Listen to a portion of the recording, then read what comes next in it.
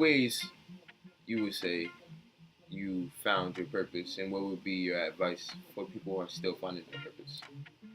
For me, honestly, like if you've ever seen The Prince of Egypt, you know that part where Moses leaves Pharaoh's house and he's in the wilderness and God sends him to the little rock place, the little cave place, Yeah. and it's a burning bush. Uh-huh.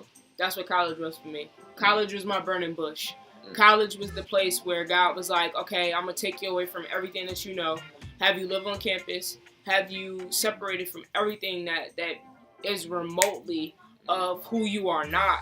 And I'm going to mold you, and it's going to be scary, and you're going to cry, and it's going to be painful, but it's going to be worth it. Yeah. And the proof is I wrote my first book, Purpose of Popularity, and not to stun on me or not to big me up, but all praises due to God that people who are my age and who are older than me have said like, wow, like I looked at life a little bit differently because of your story, because of your testimony.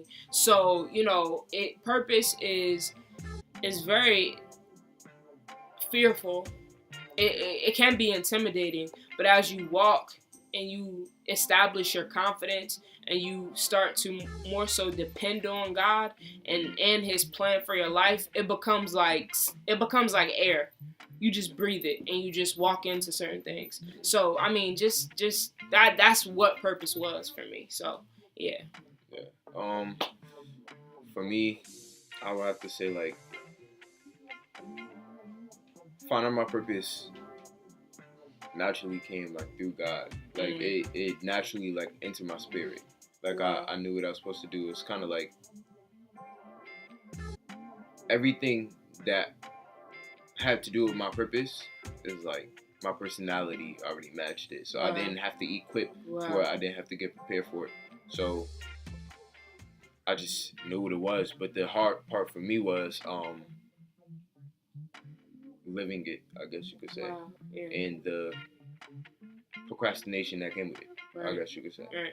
I think also like we as human beings, not just us, not just like teenagers or millennials, but human beings, period, we have to understand that Christianity is not a denomination or a religion or a title. It's a lifestyle. A lot of people get that mixed up. And we have to understand like Christ didn't die for us to point the finger or to say, you're living a wrong lifestyle or you're living a right lifestyle. God died for whatever lifestyle we live or whatever wrong decisions we make in life, for those decisions and for those lifestyles who, that go against God's vision and purpose for our lives to be erased out of God's mind, to be thrown into the sea of forgetfulness, and for us to have new grace and new mercy. And so I just feel like we have to understand, like, we have too much of our own baggage and, things that have transpired in our personal lives for us to...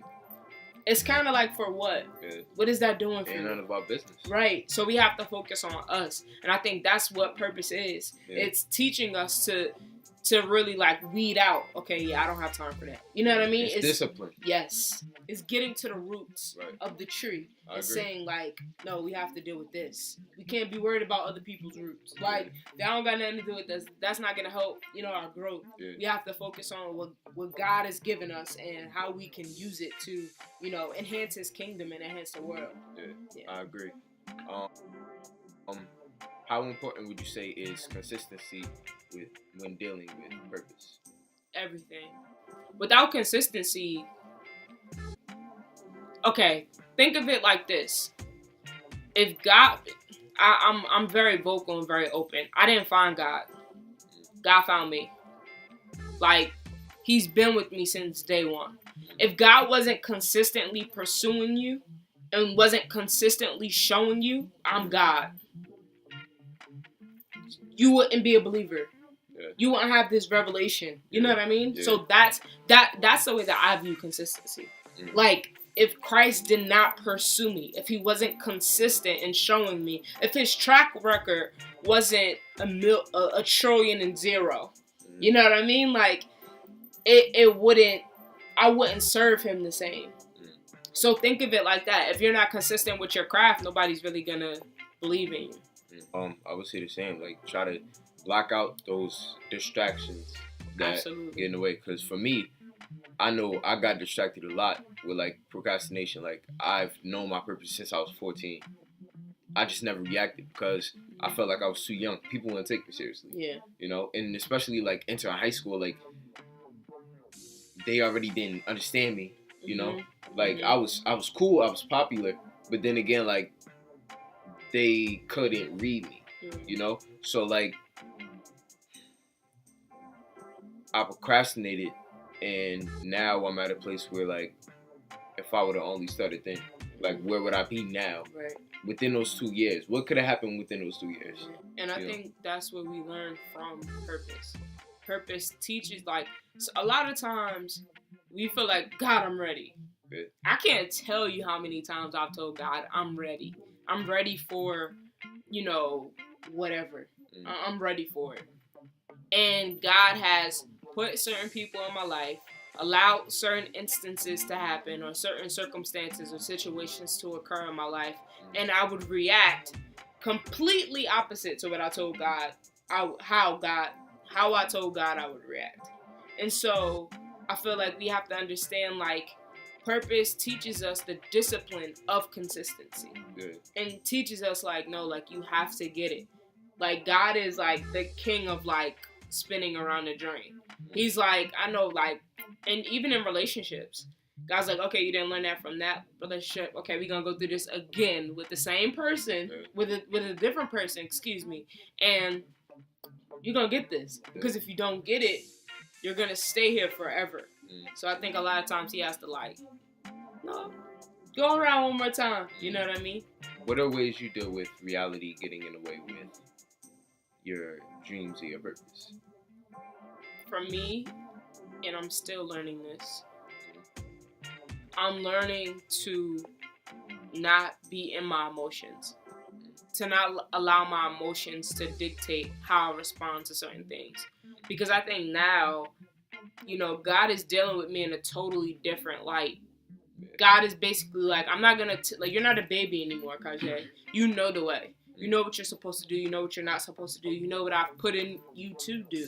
And I need you to do it. I don't need excuses. Like, he's like, listen, I don't have time for none of that.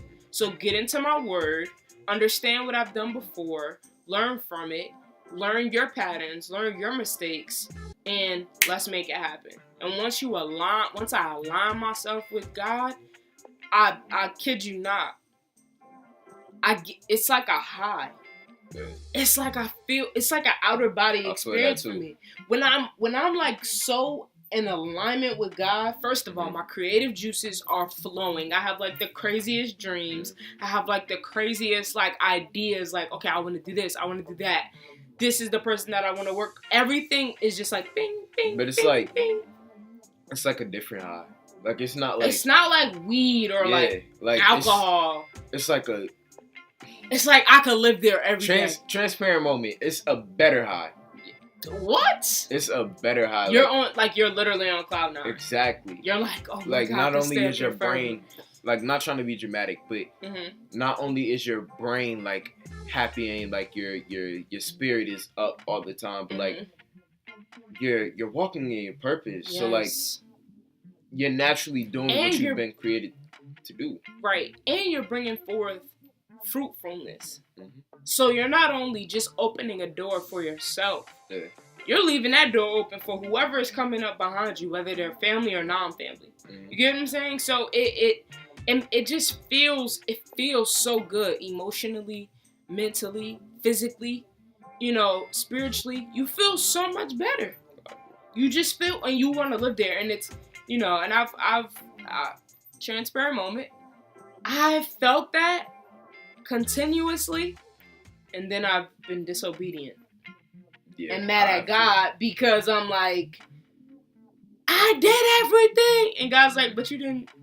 Yeah, like it's kind of like Kanye. He's like, the moment you start playing games, I stop.